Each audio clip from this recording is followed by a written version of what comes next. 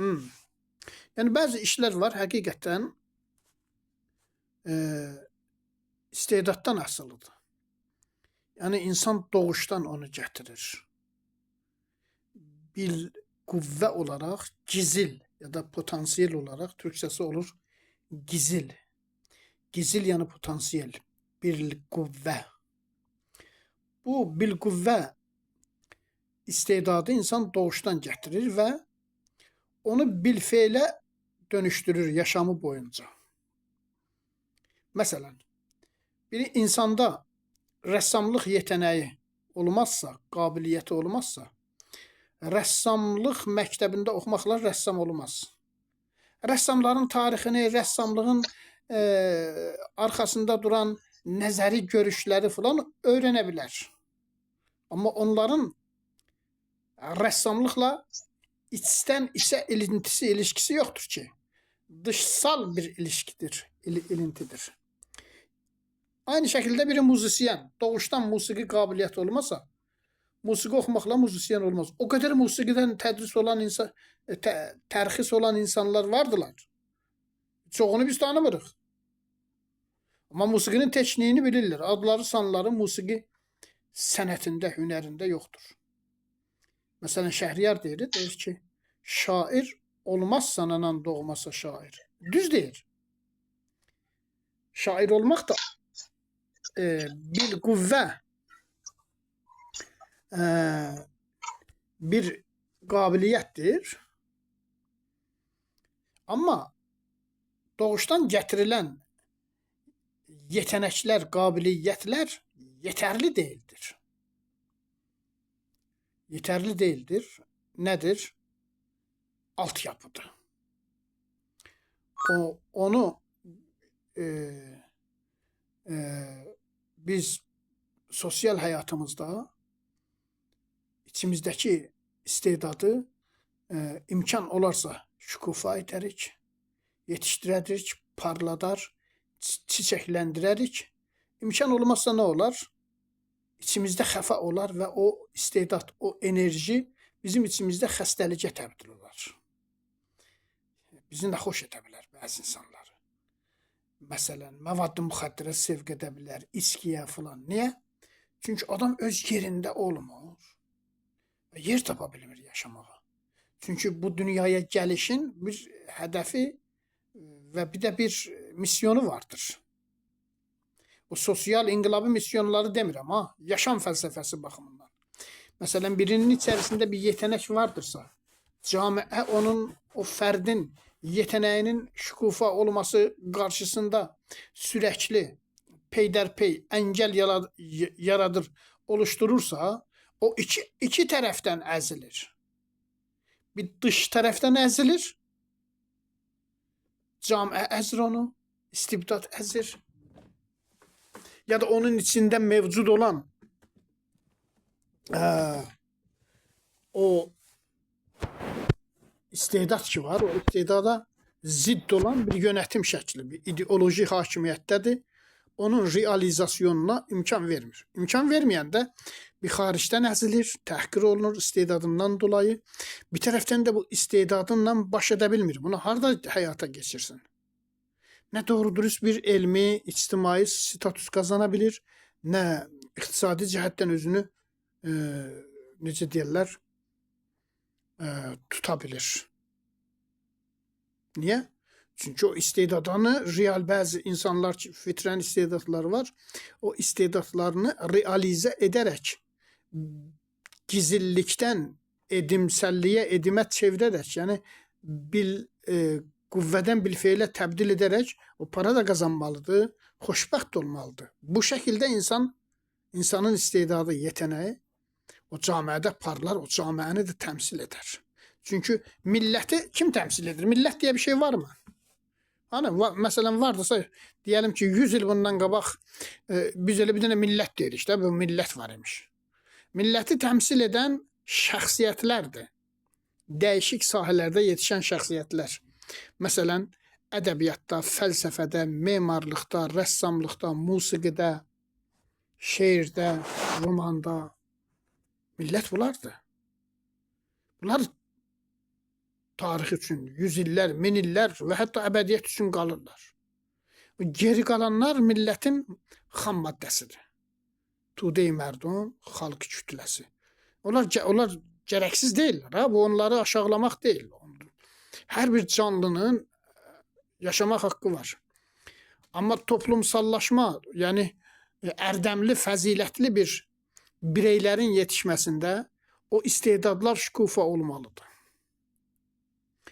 Biyolojik olaraq zistşinasi baxımından canlının, hələ canlını qoyaq bir yana, deyək, insanın karakteri, varlığı iki şeydən asılıdır. Bir, vərasət. İki, mühit, ictimai mühit. Başqa bitkilərdə də belədir. Yəni siz məsələ deyəlim ki, bəzi ağacları var, hər yerdə əkilməz. O mühit onun orada əkilməsinə izin verməz, quruyar. Fikirlər də insanlarda da elədir. Birinin istedadı ola bilir, amma o camiədəki kültür, gələnək şəkilləri, mühafizəkarlıq, dəyişməmək, o camiənin səviyyəsini aşan parlaq istedadın parlamasına izin vermirlər, söndürürlər. Ya elə həqiqətən öldürürlər, ya da məsxərə eləyirlər, ya da zindanlarda sürüdürlər, ya da sosial həyatdan məhrum buraxaraq fəqr içində yaşamasına olanaq sağlayırlar. Ya da ki, bir çarə qalmır, ölkəsini tərk edib və bir yerə gedir ki, orada o istedadını şükufa edə bilir bəziləri, məsələn, Avropaya gələndən sonra. Nə qədər adamlar gəlmişlər, məsələn, o qızın adı nə idi? Məryəm Mirzəxani. Təəssüf ki, çox gənc öldü. İndi onun adına bir ödülü var. İranda qalsaydı nə olacaqdı? O qadın hərəkətlərinin birində falan qatılanda vurub öldürəcəkdilər. Təsadüfən ölə bilərdi. Getdi Amerikada nə oldu? Dünya səviyyəsində riyaziyyatçı oldu. İndi bir dənə səyyarıya onun adını vermişlər eşitdiyimə görə. Göydə bir dənə səyyara dinəm nədirsə. Bir. İkincisi, onun adına riyaziyyat elmində bir dənə ödül təsis etmişlər. Niyə? Çünki bu qadının doğasındakı doğal, fitri istedad Amerikada şükufa oldu. Əlbəttə, sərətan xəstəliyinə yaxalandı, xərçəng xəstəliyinə öldü. Zəif, nəcib, başdan sona qədər riyazi istedadla dolu bir xanım əfəndi idi. Yalnız o xərabəzarlıqdan çıxdıqdan sonra dünya bunu tanıdı. Orada qaldığı sürəcə heç kəs tanımırdı. Mən özüm də onu Amerikaya getdikdən sonra xəbərini eşitdim ya. Araşdırdım, oxudum, gördüm. Getmiş ora. Bu cürdür. Bu nəyi göstərir? Demokratik bir ölkədə insan öz istedadının nə olduğunu tez kəşf edə bilir. Tez yüksələ bilir. İstibdad zədə bir ölkədə bizim istedadımız məhv olur. Pardon, istibdad. Yəni despotizm zədə bir ölkədə bizim istedadlarımız, təbiətin bizim içimizə yerləşdirdiyi bilqüvvə, o soyut istedad, enerji imha edilir, məhv edilir. Ona görə də bizlər pərişan millətlər silsiləsinə girmişik. Siyasətdə də belədir. Siyasətlə məşğul olmaq, pratik siyasətlə məşğul olmaq hər kəsin işi deyil. Nəzəri olaraq, teorik olaraq siyasətlə məşğul olmaq gözəl bir şeydir. Niyə? Çünki heç kəsə zərər vermirsən. Sadəcə fəlsəfi bilgilərinə, birikimlərinə, dünya görüşünə, məcmuə mutaliatına dayanaraq yorumlar yapırsan və bu yorumlar, bu təfsirlər dolayısıyla bəzi insanların politik dünya görüşlərini, üfüqlərini genişlətməyə və aydınlatmağa çalışırsan və bu mümkün də olur. Bu şəkildədir. İndi teorik olaraq siyasətlə, sosioloji ilə, ondan sonra toplumun dəyişməsi doğrultusunda fəlsəfi çalışmalarla, elmi çalışmalarla məşğul olmaq camiədə bir zəmin oluşturar. Bir zəmin oluşturar.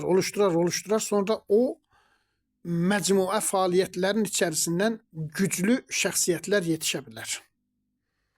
Məsələn, Almaniyada Bismarck'ın yetişməsi təsadüfi deyildi. Bismarck'dan öncə, Kantdan başlayan, hətta Kantdan da öncə, hətta 13-cü, 14-cü yüzildən Alman şeirində başlayan Eckhart'ın şeirlərində güclü insan obrazı təsvir etmək şeirlərdə. Hətta hər şey içindən boşaldaraq, camiədən, tarixdən gələn nə qədər miras vardısa, böyük insanlar onları içindən xali edir. Hətta Tanrıdan, Allahdan belə özünü xali edərək sıfırdan başlayır. Hər şeyi yenidən yaradır. Öz Tanrısını da özü yaratmağa başlayır. Mütləq boşluq. Mütləq boşluğun içərisini təzədən sən necə dolduracaqsan? Hə? Düşünə biliyor musunuz? Alman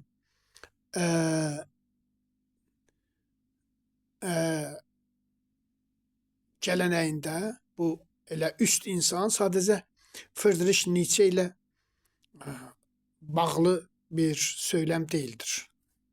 Əvvəllərdə də olmuşdur. Yəni o oyanışın Alman kimliyi, Alman dili üzərinə oyanışın təməli qoyulduğu gündən bəri Alman dilində üst insan necə oluşa bilər? Üst insan. Çox çətin deyə bunlar. Yəni, siyasətdə də belə adamlar lazımdır. Siyasətdə də həyatın müsibətləri qarşısında da. Məsələn, mənim həyatımda biraz acı, çətin xəbərlər olanda adam öz sevdiklərindən mən çox tez kəndimi kaybedə biliyorum. Yəni, gözlərimin yaş axmağa başlayır. Çox duygusal insanam. Onun qarşısını almaq olmaz ki, mənim təbiətim belədir. Amma bəzi insanlar təbiətən güclü olurlar. Güclü. Bu təbiətən, doğuşdan o şəkildə yaranan insanlar bəlli ortamında, uyğun, münasib ortamda yetişib bir dənə rəhbər ola bilirlər, bir dənə milləti azadlığa qovuşdura bilirlər, bir millətin cəhaləti ilə hesablaşa bilirlər. Diqqət edirsinizmi? İndi bu nöqteyi nəzərdən baxdığımızda Seyid Cəfər Pişəvərini biz necə çözümləyə bilərik? Çözmək yox, çözümləmək. Çözmək yəni həll etmək, çözümləmək yəni təhlil etmək, analiz etmək. Çözümləmə olmazsa şinaxt olmaz, tanımanı biz bir insan necə tanıya bilərik? Tanımanın yolu çözümləmədir, analizdir. Analiz. Pişəvərin üst bir rəhbər olma yetənəyi, qabiliyyəti olmuş mudur? Bəlirtilər, ondan qalan miraslar filan ipucu verirmi bizə? Yəni, təmiz adam olmuş, ömrü mübarizədə keçmiş, heç kəsə pislik etməmiş, siyasi görüşləri üçün zindanda qalmış, hırsızlıq etməmiş, namussuzluq etməmiş, oğurluq etməmiş, yalan danışmamış. Bunlar doğru. Bunlar yeterli değil ki. İnsan zaten böyle olmalıdır. Yaxşı. O zaman siyaset elmine giren insanın dəyərləndirilməsinin meyarı nədir? Biz necə dəyərləndirməliyik? Yəni, deyəlim ki, biz bir sürü adamlar tanıyırıq. Çox təmiz adamdırlar, yalan danışmazlar, qabil etimaddırlar. Ondan sonra dürüstlülər. Ümumiyyətlə, yalan danışmağı onlar öz ərdəmlərinə, fəzilətlərinə sığdırmazlar. Bilirsən ki, onlar belədirlər. Amma bu siyasi olmaq anlamında deyil ki. Pratik siyasətlə məşğul olmaq başqa şeydir. Əməli siyasətlə məşğul olmaq çox nəhəng adam olmaq gərəkdir. Elə ona bir nəfər lazımdır o siyasətlə məşğul olmağa. Üst insan bu işləri yapa bilir. Mənim görüşümə görə Seyid Cəfər Pişəvərdən qalan miraslar onun karizmatik bir rəhbər olmadığını göstərir. Məsələn, Sovetlər haqqında Azərbaycan Respublikası haqqında söylədiklərinin heç birisinin tutarlığı yoxdur. Oranı, məsələn, deyəlim ki, Azərbaycan məsələsi gündəmə gəlir. Birləşmiş Millətlər Təşkilatında. Ondan sonra Pişəvərin açıqlaması var. Deyir, imperialist ölkələrin bizim qardaş, böyük qardaşımız, mətni üzündən oxumuram, məzmunu bu şəkildədir. Sovetlərə qarşı müttəhid olmalarına, Azərbaycan üzərindən müttəhid olmalarına biz izin vermərik. Görürsünüzmü? Burada bir şey var, bir prinsip var. Öz ölkəsinin mənfəətlərindən, qurtuluşundan, özgürlüyündən Sovetlərin mənfəətlərini daha üstün bilir. Heç kəsin belə bir zehniyyətlə siyasət yatmağa haqqı yoxdur. Mümkün deyil. Sən əgər bir milləti təmsilən siyasi fəaliyyətlərə qatılırsansa, sənin tanrın, həqiqətin, dinin, məzəbin, hər şey o toplumun, o coğrafi sınırları içərisində yaşayan toplumun mənfəətləri olacaq, səadəti olacaq, xoşbəxtliyi olacaq. Vəssalam. Hər şey ona fəda edə bilərsən. Diqqət edirsinizmi? Ya məsələn, Türkiyənin o zaman bu İrandakı məsələlərlə uğraşması ilə bağlı, çünki Türkiyənin də həyatı təhdid altındadır. Bunu bizdəkilər deməzlər. Bilirsinizmi? Biz türkük. Bizim ana dilimiz türkçədir. Türkük yəni. Əlimizdən gəldiyi ölçüdə dildaşlarımızın ehtiyaclarını, durumlarını daha tez anlaya bilərik.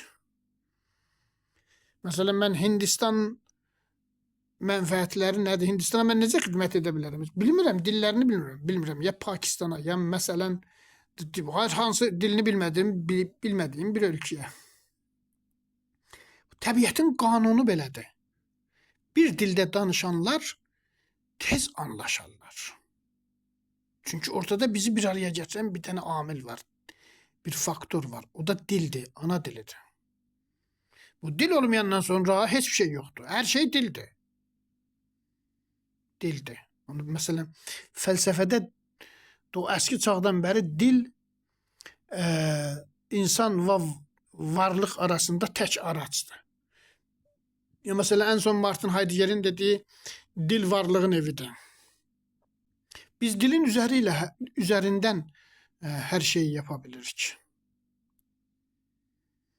Təbiətin ya da Tanrının, hələ onun kökənini biz bilmirik də, bu insan topluluğuna verdiyi ən güclü imkan dildir. Dil olmasa heç bir şey olmaz. Elm olmaz, şuur olmaz, yaddaşt olmaz, bu qədər laboratuvarlar olmaz, bu qədər teknolojiləri düzəltmək olmaz. Hər şeyə görürsünüz, bir ad verir. Teknoloji ortaya çıxmadan öncə o araşdırma və nəticə getdikdən sonra o hər hansı bir dilin içində ona bir dənə söz taxırlar. O söz olmasa, məsələ biz bu telefonu belə istifadə edə bilmərik. Əlimizdə telefon var. İndi telefon. Tele yəni uzaq, fon da yəni səs də. Yəni uzaqdan gələn səs, uzaqlığın səsi. Bizdə bunun qarşılığı yoxdur. Amma anlayırıq. Nə olsun başqa dildən gəlib bizim dilimizə. Məsələn, fin dilində telefon demirlər. Başqa söz deyirlər. Puhelin deyirlər. Konuşma sözündən. Uzağa danışmaq filan. Bəzi millətlər buna belə qarşılıq düzəldiblər.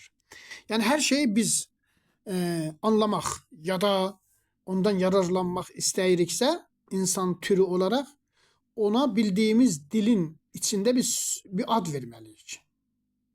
Evladımız olduğunda belə dərhal əvvəl ona nə edirik? Bir dənə ad veririk. Ad verməsək bir-birimizi tanıya bilmərik. Ata, oğul. Nə deyəcəm məsələn? Onları heyvan. Heyvanlar da insanlar gibi zad o vələtlə məşğuldular. Zadavəri edirlər. Doğub doğururlar. Ürəyirlər, ürətirlər. Ondan sonra amma adları yoxdur. Ona görə bir-birlərini tanımırlar. Bir sürədən sonra. Sadəcə o içgüdüsel mərhələ ki var. Ondan sonra artıq yabancılaşırlar bir-birlərinə. Amma bizlər yabancılaşmırıq. Bizlərdə də var insanda o dərəcədə də deyil. Uşaqlar görürsən 18 yaşını doldurduqdan sonra bağımsızlaşırlar da, o qədər ilgi duymursan. Ya onlar da müstəqil öz həyatları var, gəlirlər yaşamağa. Amma yenə də biz bilirik, bu adda bizim evladımız var və yaxud atamız var, filan var. Dildir. Yaxşı. İndi bizim dilimiz nədir? Bizim dilimiz türkçədir. Məsələn, mən bir Türkiyə ilə, bir Azərbaycanlı ilə, bir Orta Asiya türkləri ilə, İraqlı türklərlə, İranda dəyişik türklər vardılar. Onlarla çox rahat irtibat qura bilirəm. Qurduğum bu irtibatı başqa millətlərlə bu şəkildə rahatca qura bilmirəm. Bu bir nə deyirlər? Ayrımcılıq deyildir, təbiiz deyildir. Bu həqiqətdir. Anlaşa bilmirəm. Ərəbi necə anlayayım mən? Ərəb məni necə anlasın? Evet, indi bunu nədən söyləyirəm? 1945-40-cı illərdə o devirdəki Stalin Qars anlaşmasını yırtmışdı. Qars anlaşmasına görə indiki Qars, Iğdır filan o bölgələr Türkiyəyə buraxılmışdı da. Çar Rusiyası onu işğal etmişdi. Atatürk'ün zamanında oranı geri aldılar. Kazım Qarabəkir ordusu falan girdi oraya. Ondan sonra da anlaşmada Lenin de kabul etti. Lenin kabul etmeseydi belki orada kalabilmezdiler. Xülasə Çar Kars anlaşmasıyla orada Türkiye Cumhuriyeti'nin parçası oldu. Stalin bunu yırtmıştı bu mukaveleni. Deyirdi yanlış olub o zaman. Özdə savaşdan müzəffər çıxmışdı. Türkiye'den torpaq istəyirdi. Trabzon istəyirdi. Kars'ı istəyirdi. Oralar gedəndən sonra Türkiye'den ne qalardı? Dikkat edersiniz mi? 1946-cı ildə aşırı dərəcədə Türkiyəyə qarşı saldırı var idi. Sözel və hətta hərbi, savaşsal olaraq tankları Bulqaristandan elə indiki İranda ki bizlər iftixar edirik ya, peşəvəri hökumət falan qurmuşdu. Oradan Türkiyəyə qarşı saldırı vardı. Tanklar hərəkətə geçmişdi Türkiyəyə hücum etmək üçün. Böyle bir həssas mərhələdə peşəvərinin açıqlamalarını oxuduğumuzda görürük ki, yanlış açıqlamalarda bulunur. Türkiyəni imperialist devlətin qucağında oturmuş ölkə olaraq nitələyir. Və sən kimin qucağında oturmuşsan? O zaman sormazlar mı? Sen de Rus'un qucağında oturmuşsan. Bunlar gerçəklərdir. Biz həddimizi bilməliyik.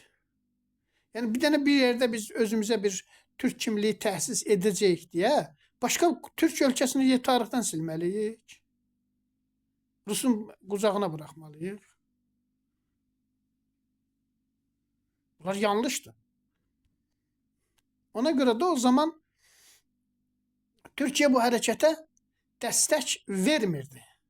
Ona göre yok ki mesela burada vardı, mesela Türkler var, o Türklerden hoşumuz gelmir. Ona göre ki öz güvenliği İrandakı peşəvərinin başında durduğu hərəkət tərəfindən təhdid altındaydı da.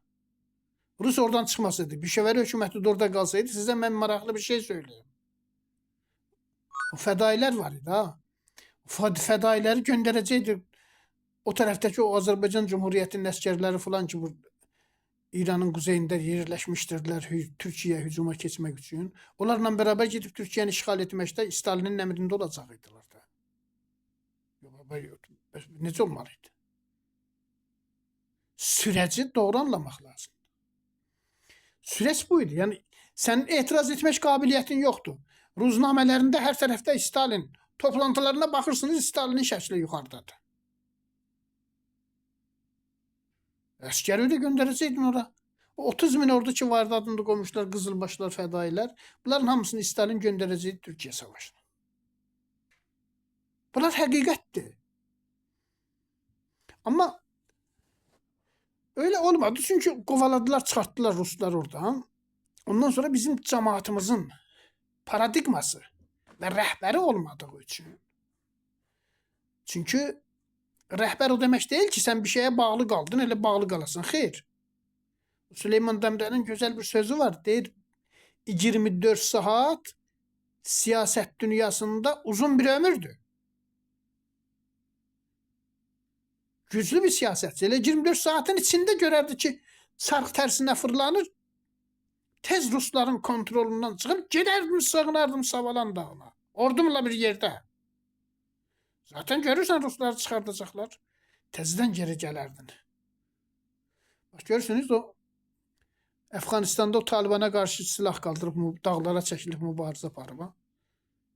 Mənim xoşum gəlir. Bir insan əgər bu mübarizəyə girirsə, onun o çətin tərəfini də o cür həssas ölkələrdə, bölgələrdə düşünməlidir. Götürərdin, bir dənə fürsət idi. Belə güc keçmişdi sənin əlinə. 30.000 ordu, ana dili filan. İranın o kadar ordusu yok idi, gücü yok idi. Esasen İran işgal altında olduğu için 5 yıl, 6 yıl, 6 yıl, 7 yıl baba işgal altındaydı. İran ordusu ve İran hükümeti aşağılık kompleksine, ehsası həqarətə kapılmıştılar. Savaşmak kabiliyeti yok idi. Ama bunlarda yeni bir enerji partlamıştı. Onu istifade edecek rəhbərlərimiz olmadı bizim. Çox böyük bir şans idi. Bilirsiniz necədir? Tarixi sorgulamaq çox yaxşıdır. Adam özü çalıb, özü dans etməməlidir, oynamamalıdır. Bəzən tənqidi də yanaşmaq lazımdır. Sosial aləmdə, siyasət aləmində haqlı olmanın ölçüsü nədir? Bir hərəkət ne zaman haqlı olur? Haqlı olduğunu iddia etməklə bir hərəkət heç bir zaman haqlı ola bilməz. Bir hərəkətin, siyasi bir hərəkətin, ictimai bir hərəkətin haqlı olmağının bir tək meyarı var. Tək ölçüsü vardır mənim görüşümə görə. O da başarıdır. Müvəffəqiyyətdir. Başardın mı? Haqlısan. Başarmadın mı? Senin haklılığını tevzih eden, tefsir eden yüzlerce menzume, şiir, film falan çekilsin, sonralar da gelsinler ağlaşarak medhiye yazsınlar, haksızsan. Çünkü tarihin bir ilkesi var. Tarih hiçbir zaman məğlub edilmişləri, yenilmişləri rəsmiyyətə tanımır. Məğlub edilmişlərin potansiyel bir enerjiləri də varsa onu da boşaldaraq məğlub edənlərin hesabına yazır. Gerçək budur. Vaqiyyət budur. Ona göre de ictimai bir hərəkətin, fərdi bir hərəkətində ümumiyyətlə haqlı olmağın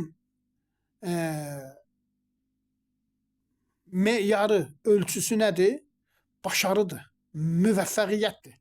İndi 21 Azər məsələsində bu kadar çox şeyler söylerler. El oldu, pel oldu, öldürdüler bizi falan ettiler. Öldürürler de adamı. Öldürmezler. Öldürürler. Başarı kazanan öldürür. Siz bir tane siyaset dünyasında ülkelerin kuruluşu tarihinde araştırın. Bakın görün o başarı kazananlar gelipler sazla, sözle, şiirle, musikiyle mi başarı kazanmışlar? Hayır, savaşla. Hüseyin Cavid'in bir tane güzel şiiri var. Bu durumu çok güzel anlatır. Dehşet anlatmış. Onun Peygamber adında bir eseri var. Hüseyin Cavid bilirsiniz ki ilk filosof, dramaturgdur ki Peyğəmbərə təsvir vermiştir. Yəni tiyatro əsərinə çıxartmışdır. Orada çox gözəl başarının sirrini nə gözəl formalizə etmişdir. Bu qılınc bir də bu mənalı kitab.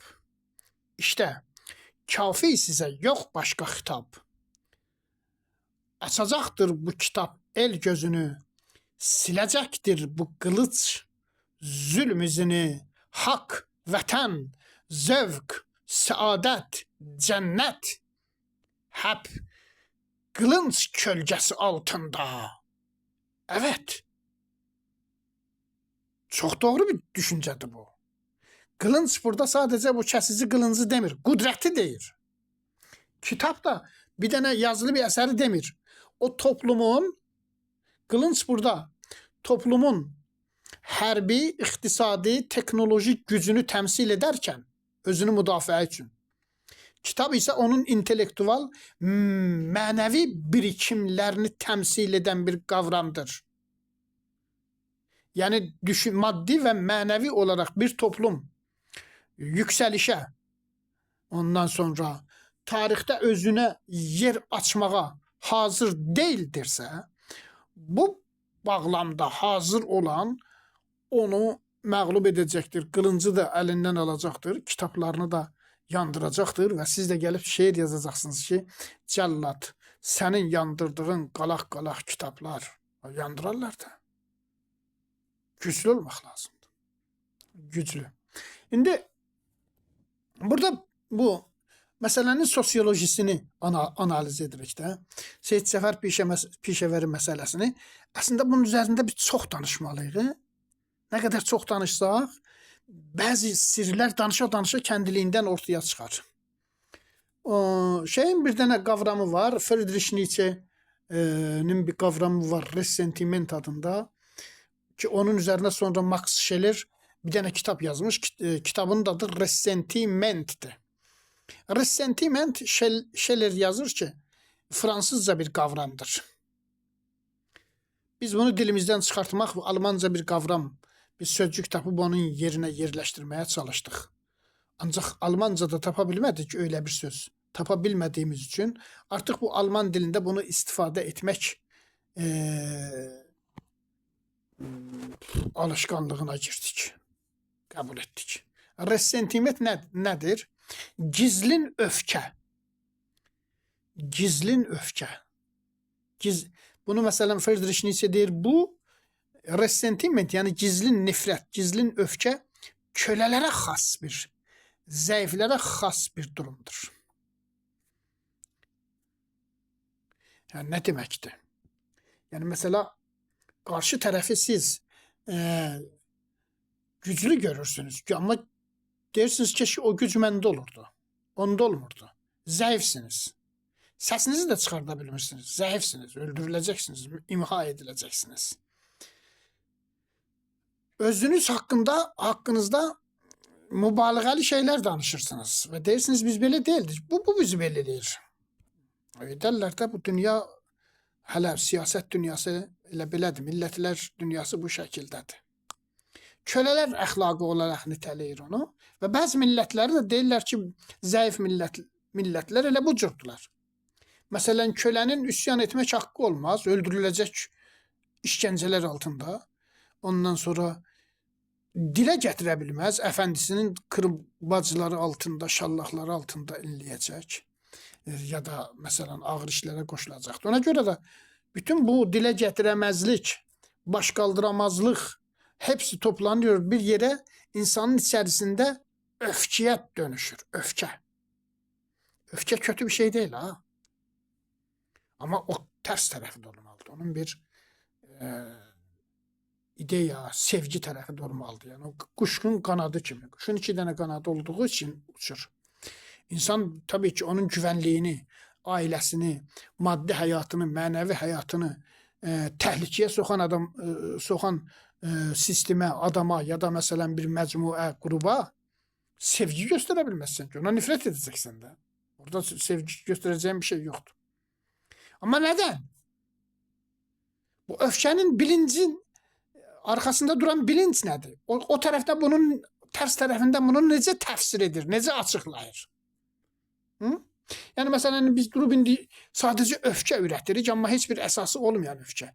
Geldiler, ne bileyim soykırım yarattılar. Evvel 30 bin derdiler. Son zamanlar ben itiraz ettim, indirim oldu. Biraz geldiler, indi 25 bine. İndi yavaş yavaş biraz aşağı gelirler.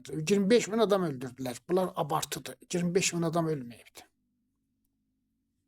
Muhtemelen 1000 və 3000 arasında bütün o hadisələrin hamısında insan ölmüşdür. Az deyil ha. 1000 nəfər olsa belə az deyil. 1 nəfər olsa belə az deyil. Bir dənə şeir var, farsça deyir, hər ki təni koşt, nə şaxi fikənd, bəlkə dirəxti bəşər əz bir kənd. Amma bu mübaliğə, bu qədər məsələn insan ölmüşsə, 31 il sonra bir inqilab olur və boşluq yaranır, 5 il hər kəs öz tarixi hafizəsi haqqında saatlarca danışır. 31 il nədir? 31 ildir mən İrandan çıxmışam. Söhbət eləyirsə, necə olur? O zaman yüz minlərcə o hərəkəti şahidi olan, qatqıda bulunan insanlar həyatdaydılar. Hələ bəziləri yenə də həyatdadılar. Heç bir şey yazmırlar. Niyə yazmadılar? Niyə yoxdur? Biz sadəcə görürsünüz, burada da söhbət eləyirlər. Nə bilim, Bakıdakı arşiv qaynağında bunu yazmış, Moskvanın arşiv qaynağında bunu yazmış, Amerikanın arşiv qaynağı bunu yazmış. O bizim tariximiz deyil ki. O bizi ilgiləndirməz söyləmirəm, amma təfərrüat olar. Onlar tarixin muhtevası deyil, dışsallığıdır, qabığıdır tarixin. Ondan bu tarixi öyrənə bilmərik ki. O zaman nəyi biz öyrənəcəyik o tarixi öyrənmək üçün? Tarixin içinə girəcəyik. Bizim onun içinə girmə haqqımızdır. Bir, o zaman Azərbaycan bölgəsində nə qədər əhali var idi? 3 milyon yarım. Diqqət edirsinizmi? 3 milyon yarım, 4 milyon arasında yazırlar bütün qaynaqlar. Bu toplumun yazım oxumaq 2. Yazım oxumaq düzeyi nə qədər idi? Var mıydı? Toplumun şəhər həyatının səviyyəsi nə idi? Şəhər həyatı yox idi. Şəhərlərimiz belə kəndi idi. Zaten elə qaynaqlarda oxuyuruq ki, şəhərləri Pişəvəri asfalt edilib. Demək Pişəvərdən sonra Təbrizdə asfalt yox imiş. Kənd imiş də yəni. Şəhər həyatı. Şəhər həyatı olduqdan da sonra orada məktəblərin, dəbiristanların, universitetlərin səviyyəsi nəymiş? Yoxsa yox imiş heç bunlar. Bir genel mənzərə toplumşünaslıq, cəmiyyətşünaslıq baxımından o tarixi öyrənmək üçün tarixin içi araşdırmalıdır. Yoxsa nə bilim, Moskvanın arşivində mənə nə var orada nə yazıblar? Bu tarixi yarada biləcək enerji, qüvvət bu toprağın sınırları içərisində hansı zərfiyyətə, qabiliyyətə sahib imiş? Ona baxmaq lazımdır. Bunların heç birisi tarix deyil. Ana dilində bir kimlik təsis etmə imkanı, qabiliyyəti, kadrları o zaman hansı səviyyədəymiş? Heç bizim sizə ilginç bir şey söyleyeyim. Ümumiyyətlə şansımız gətirmir. Belə o tərəfdə Azərbaycan Cumhuriyyətində də ki, Rəsulzadənin zamanında hökumət quruldu falan. Kadrımız yox idi ki. 85-90 nəfər adam var idi. Onlar qurdular. Onlar da qurmadılar. Türk ordusu gəldi. Yəni, devlət ordu ilə qurular. Burada da bu hərəkət başlayanda Təbrizdə, hələ qoy bunu deyim. Bizim şəxsiyyətlərimiz yox idi ki. Bir dənə Pişəvər idi ki, o da o tərəfdə ana dilimiz oyunu öyrənib gəlmişdi. Bir də Həbib Sahir idi, Türkiyədə oxumuşdu. Ondan sonra xülasə o türk ədəbiyyatının təsir altındaydı. Bir iki nəfər var idilər. Onlardan bir şeylər qalıbdı. Yəni o məramnaməni yaza biləcək adamlar belə yox idi. Hamısının Pişəvərin xatirəsi var. Özüm yazmışam deyir. 12 Şəhrivər bildirisini deyir, əvvəl farsça yazıq, deyir, özüm tərcümə etdim. Gecələr deyir, nəşriyyatda yatıb qalırdım. Görürsünüz nə qədər fədakar, nə qədər təmiz insan olmuş, çalışan bir insan olmuş. Amma bayiç qol bahar nəmişə. Bir güldən bir güllə bahar olmaz. Ondan sonra ümumiyyətlə bu sualı sormaq lazımdır. O zaman Təbrizi bu hərəkətin mərkəzi seçmək doğru bir qərar mıydı? Siz Təbrizdə geçmiş zamanlarda məşrutə kimi bir hərəkətlə bizim boyumuzu yerə soxan bir şəhərdə milli türkçülük hərəkəti yarada bilərsinizmi? Hələ o zamanı bıraxaq bir yana, Pişəvərinin də zamanını bıraxaq bir yana. Siz bu indiki zamanda Təbrizdə Türk milli kimliyin mərkəzli bir hərəkət yarada bilərsinizmi? Kətdən zotdan köçüb gediblər ora. Sabahları o cür elə Pişəvərin hərəkəti kimi. Sonra hamının qaçacaq yeri verir. Qaçıb kətdə gizlənərlər. Gərək bir dənə hərəkətin yaranması üçün o şəhərin sərgüzəştinə çox diqqət edələr. Bunlar çox önəmli şeylərdirlər. Yəni məşrutə hərəkətinin şəkilləndiyi, dölləndiyi və nəticəyə çatdığı bir şəhərdə siz milli türk kimliyi əsasında bir hərəkət yarada bilməzsiniz. Heç bir zaman yarada bilməzsiniz o şəhərdə elə bir şey. Bir hərəkətin yaranmasının səbəbləri var. Bir, yəni hər hansı bir hərəkətin milli olsun, nə bilim təbəqati olsun, ondan sonra ictimai olsun, onun səbəbləri var. Birincisi nədir? Yəni sosial mühəndislik etmək üçün bir dənə ev tikmək istəyirsinizsə 4 dənə duvar lazımdır. 4 duvar olmasa evin içindəki o fər'i duvarlar duvar sayılmır. 4 duvar üzərində tikilər binalar. Birincisi nədir? Bir, hərəkətin, o camiənin burjuvazisi ona dəstək verirmi? Ticarət mərkəzi, alverçisi, gəliri olan hiss edirmi? Bu hərəkət müvəffəq olsa mənim gəlirim daha çox olacaq. Çünki tacir təbəqəsi, burjuva təbəqəsi hansı hərəkətə dəstək verir? Pul çox gəlirsə ona tərəf gedər də. Görsən, məsələn, mən bu hərəkətə dəstək versəm, mənim mənfəətim artacaq, o hərəkətə dəstək verir. Digər tərəfdən, bir dənə camiədə ictimai bir hərəkət olursa, o camiənin ticarət və burjuva həyatını təhlükəyə soxmamalıdır. Təhlükəyə soxarsan, onlar keçər düşmanın tərəfinə, güclü olan onların əlində. Para kimdədirsə, o qazanır. Yaxşı, bu sualı soruşaq. O zaman bizim o Türk şəhərlərində doğrudur, güclü bir burjuvazi falan yox idi. Dünya savaşı da zaten dünya çapında yoxsulluq falan yaratmışdı. Amma yavaş-yavaş savaş bitmişdi, toparlanma gedirdi. Təbriz hər zaman ticarət mərkəzlərindən biri olubdu Orta Doğuda. İstanbul, Çin, İpək yolunun üzərində olubdu da. Dəstək verir miydi? Vermirdilər bu hərəkətə dəstək. Mütəəssifانه. Birinci duvar milli ticarət və milli burjuva. Bu hər hansı bir hərəkətin yanında olmalıdır. İkincisi, hərəkətin seçkin kadrları var mıydı? Yoxsa bir dənə pişəvər idi, 2 dənə, 3 nəfər kişi idi. Kadrları. Kadrlar birdən yetişmirlər. 10 illər zaman lazımdır. Bir dənə ictimai hərəkətin nəzəriyyəsi yazıla, şeirdə, musiqidə, yavaş-yavaş toplumun içinə yayıla, dəstək gələ. Sempati toplaya. Xalqa deyək ki, bax, sənin gələcəyin buradadır. Yəni, oyanışın nəzəri mərhələləri neçə il çəkmişdi ki, Pişəvərdən öncə bizim ana dilimizdə milli dildə yaradıcılıq olmuşdu və bu oyanışı əsaslandırmışdı. Pişəvərdən öncə Səttarxan məsələsi neçə il idi? 1945, o da 15, 20, 30 il. 31 il. 1914-cü ildə öldü də Səttarxan. Ya onun məşrutə hərəkətinə qatılanların çoxu hala Təbrizdə və Pişəvər hərəkətinə qarşıydılar. Bəziləri də içinə qatıldılar. Məsələn, çox ilginc bir şey söyləyeyim. Məşrutə hərəkətinin aktivlərindən 2 qardaş olan İsmail Əmirxizi və Əli Əmirxizi. İsmail Əmirxizi məşrutənin fəallarından, pan-İranizmin qurucularından, İranda türklərə qarşı olan, türk dilinə qarşı olan bir kişi, amma onun qardaşı komünist olur. Sonra da Moskvadan gələn əmir üzərinə Hizb Tudedən ayrılırlar, Firqe-i Demokrata qatılırlar və Pişəvər hərəkətinə mənəvi dəstək verir. Yəni Moskvadan gələn bir əmrlə, bir fərmanla kadrlar mı yetişər? Nəzəri mərhələlərin, o oyanışın, fikri oyanışın duyğusal, sənətsəl, musiqisal, şeir, nə bilim, ədəbiyyat, rəssamlıq, bir dənə fərmanla bunlar 5 gündə, bir həftədə, nə bilim, 1 ildə oluşar mı? Oluşmaz. Ona görə bizim kadrımız yox idi. Kadr olsaydı, Məhəmməd Biriya o zaman şeir oxurdu. Toplantılarda görürsünüz də, Qacarlara qarşı şeir oxuyur.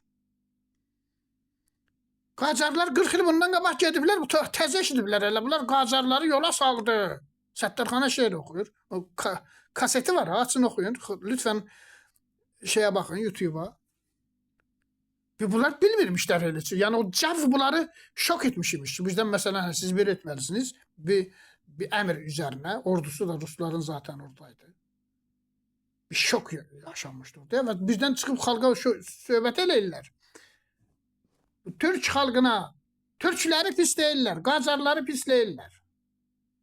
Sen Pəhləvini pisləməlisən, pisləyirsənsə. Çünki sənin əgər sən istəyirsən, haqqı alasan, Qacar yox ki, Qacarla hesablaşasan. Söylem yanılgısı, söylem qarğaşası və söylem oluştura bilməmə cəhaləti. Bunlar xırda şeyler değil ha. Sen çıkırsan orada 10 minlərə Qacarları pis, Qacar şahlarını söyən şeir oxuyursan sen. Sonra da bədbəxt həyat yaşadın, getdin orada, adamın ürəyi ağrıyır. Demek birincisi ticari, birincisi ticari burjuvazi təbəqəsi, ikincisi kadrlar. Çünkü kadrların içerisinden de bir rehber yetişer. Rehber bir tane fərd değil. Bir lider, tək bir adam değil. Özü ve çevresiyle bir yerde bir tane fərddir. Ki mesela özü öləndə çevresinden elə güclü adamlar çıxar, gələrlər, oturarlar, onun yerində hərəkəti devam etdirərlər. Yoksa bir tane hərəkət bir fərdə bağlı olursa, fərd də gecə yatdı, səkdə elədi, öldü. Öləcək, hərəkət də batıb gedər o zaman. Ona göre lider bir lider yetişti, o demektir ki onun çevresi de var. Ama piramidin, heremin tepesi odur. O tepe düşürse başına heremin yerine başka bir tepe koyursunuz ve hareket devam eder. Kadr yetiştirme, şəxsiyyət sazı mərhələsi. Üçüncüsü tərəfsiz qüvvələrdir. Sosial bir hərəkətdir. Tərəfsiz qüvvələr nə deməkdir? Yəni camiənin bütün xalqlarda əksəriyyət tənbəl olar, öz iş gücü ilə məşğul olar. Tarixin hərəkət verici qüvvələri azlıq bir həyəcanlı adam olur. Çoxluq öz yerində rahat oturub yaşamaq istər. Həyat istəmir həyəcana qatılsın, mücadiləyə, mübarizəyə qatılsın. İstəyir ailəsini kesindirsin, qızına cehiz, oğlunu evləndirsin filan. İndi də o cürddə hər zamanda insanlar öz şəxsi həyatı ilə məşğul olarlar. Bu tərəfsiz adamlar nə qədər çox olsa, o hərəkət bir o qədər başarılı olar. Niyə? Çünki ən azından düşmanın tərəfində deyil də. Bir tərəfdir. Bir tərəfin sənin tərəfinə geçmə şansı çoxdur. Niyə? Sən başarılı olsan sənin tərəfinə keçəcək. Tərəfsiz adamlar bilirsiniz nəyə baxırlar? Baxırlar, görün kim başarılı olacaq. Hər kəs başarılı olsa, o qədər o çoxluqda olan enerji keçir onun tərəfinə. Deyir ki, mənim güvənliyimi təmin edən budur. Mən baxaram güvənliyimə. Bu mənim güvənliyimi təmin edir. Yaşasın yeni gələn. Görsə yeni gələn zəifdir. O birisi gəlir, deyəcək ki, dəf olsun geçsin, o gəlsin. Nitekim mesela hatırlarsınız, məsxərə anlamında böyle bir söz söylerdiler. Deyərdiler saat 12'ye kadar o kuduta olanda Müsəddiq Şah məsələsində saat 12'ye kadar deyirdiler Mərcver Şah, nə bilim Durud bər Müsəddiq. Saat 12'den sonra xəbər gəldi ki, Müsəddiq getdi. Dedilər Mərcver Müsəddiq. Xalq kütlələri belədir. Ona nə üzlü də deyərdiler. Deyərdiler bu millət İran milləti, bilirsiniz də, demirəm onu. Tək İran millətinə özgü deyil. İnsan psikolojisi belədir. Xalq kütləsi qorxaq olar. Qorxduğu üçün gücü harda görsə, zahiri, ona xəbər hardan gəlsə ona mütəmayil olar. Dördüncüsü hərəkətin, ictimai bir hərəkətin qaragöz dəstələridir. Yəni qorxmaz, fədakar. Məsələn bu traktor oyununda falan dedilər, ha, Bozqır falan işarə dedilər. O cür adamlar. Bunlar da çoxluqda, yəni o ictimai hərəkətə qatılanların çoxluğunu bunlar təşkil edərlər. Bu dördü bir yerdə, yəni milli burjuvazi, kadrlar, savaşmaz qüvvələr və hərəkətin qaragözlüləri, yəni dav tələbləri, fədakarları. Bunlar hamısı bir yerə toplandığında bir hərəkət başarılı ola bilər. Acaba biz 21 Azər məsələsini çözümlədiyimiz zaman, yəni analiz etməyə çalışdığımız zaman, çözümləmək yəni təhlil etmək, analiz etmək, çözüm yanı həll. Çözmək yəni həll etmək. Çözümləmək yəni analiz etmək. Təhlil etmək. İndi bunu çözmək və çözümləmək doğrultusunda buradan yola çıxaraq o hərəkətdə bu belirtiləri biz görə biliyor muyuz? Görə bilirikmi? Öyle bir potansiyel imkan var mıydı? Ya da potansiyelliği qalsın bir yana. Potansiyel imkan var mıydı derkən, məsələn bu hərəkət 4-5 ildə davam etsəydi, xalqın içərisindən yazıb oxuması olmayan kütlə, ondan sonra feodal bir sistem içində böyümüş, öyle bir güc imkan onun içindən çıxa bilər miydi? Məsələn, Seyid Səfər Pişəvərinin toprak paylaşmasını, qadınlara haqq verməsi falan doğru muydu? Hə? Bunun üzerinde çok mübaliğamiz sözler söyləyirlər. Mənim düşüncəmə görə yanlış zamanın doğrusuydu. Bilirsiniz, Pişəvərdən 16 il sonra İnqilab Sifid ki, Ağ İnqilab ki şah başlatmışdı. Orada qadınlara seçilmə haqqı verirdilər, düzdür. Şahı devrən o məsələ oldu. Xümeyni ona qarşı çıxdı. Xümeyninin ilk etirazı dedi şəriət əldən gedir. O zaman Pişəvərinin bu hərəkətinə ruhaniyyət ona görə səs çıxarda bilmirdi ki, Rusdan qorxurdu. Rus ordusu orada oturmuşdu. Əgər Rus ordusu çəkilsəydi və Pişəvəri iş başında qalsaydı, ruhaniyyət bütün o zaman da mərdum çox məzhəbi, millət çox məzhəbidir. Məzhəbi cəmaatı bu hərəkətə qarşı təşkilatlandıracaq idi. Bunun xəbəriniz olsun. Deyəcəklər, necə yəni qızların seçimini, nə qız o seçilmək haqqı olacaq? Onların fürsəti yox idi. Onlar gözləyirdilər ki, bu dünyanın problemi, böyük savaş problemi necə həll olacaq ki, bu məsələ ilə biz hesablaşaq. Ona görə mən onu doğru qərar, mən olsaydım o zaman o işi görməzdim. Nədən? Zaten qadın yoxdur ki, sənin məmləkətində. Dişi nəsnələr var. Əvvəl sən gətirərsən, məktəb açarsan, onu qanuniləşdirməzsən, seçilmək. Seçilmək səviyyəsinə çata bilən, yazıb oxuması olan 100 minlərcə qadını yetişdirərsən, hər şey zamanında həll olmalı. Tabii 10 ildən sonra da öz-özünə həll olar. Bir. İkincisi, bizim xalqımız o zaman məzhəbi bir xalq idi, sərneviştkara, yazgıya inanan. Düşüncəsi buydu. Allah bəyi bəy etmiş, bizdən nökər etmiş. Nə qədər feodalların nökərləri, feodalların haqqı əllərindən alınır deyə din əldən gedir, Allah ona onu veribdi, biz də onun nökərləriyik. Bu Pişəvərin bu şeyinə qarşı mübarizə apardılar. Muğanda da mübarizə apardılar. Xanların, bəylərin nökərləri. İndi bu əcələnin nə anlamı var? Bu qədər əcələ etməyə nə gerek var? Yahu, sən təməl işlər gör. Təməl işlər bunlar değildi ki. Bu uygulamalara zaten senin xalqın özü qarşı çıxır. Kökü yerləşdirirsən, ondan sonra gəlginən gücəlvə keçəndən sonra heç kəs başlıq qaldıra bilməyəcək. Polisini, məxfi istihbaratını falan təşkil edərsən, ondan sonra gələrsən burada hərəkəti həyata keçirdərsən də. Səndən də heç bir güc yox. Feodalları özüvə qarşı qaldırsan, neydi o Zəncandakı Zülfüqari falan? Ya məsələn, Muğandakılar, oradakılar, buradakılar. Niyə qaldırırsan? Ona zaman lazımdır. Zaman lazımdır. Bunların hamısı dəyərləndirilməlidir.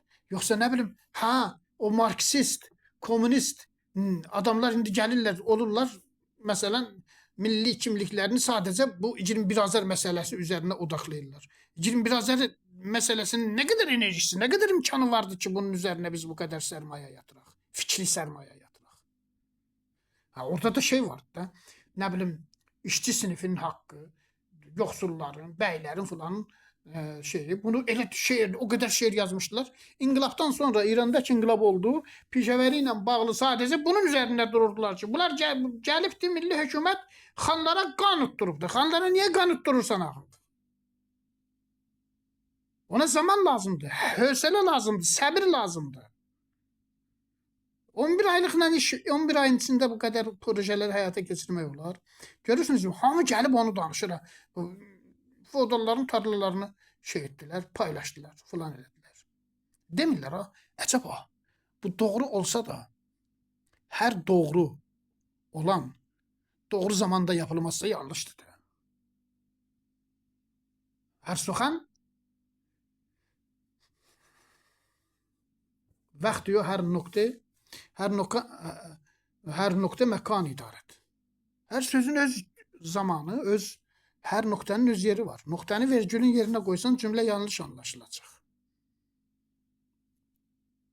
Bunlar sormamız gereken şeylerdiler ki, millət düşünməyi öyrənsin. Yoxsa nə bilim elə gəlginən sən övgünən də mübaliğə amiz nə istəyirsən danışginən. Ondan tarixi bir mərhələni anlamazsınız. Oradan etibar kazanmaya çalışarsınız. Kəzai, yapay bir etibar kazanmaya çalışarsınız. 5 ildən sonra ki gəlişmələr sizin bu etibarınızı əlinizdən alar, eyni çuxura yine düşər, eyni xətaları yine də təkrarlarsınız.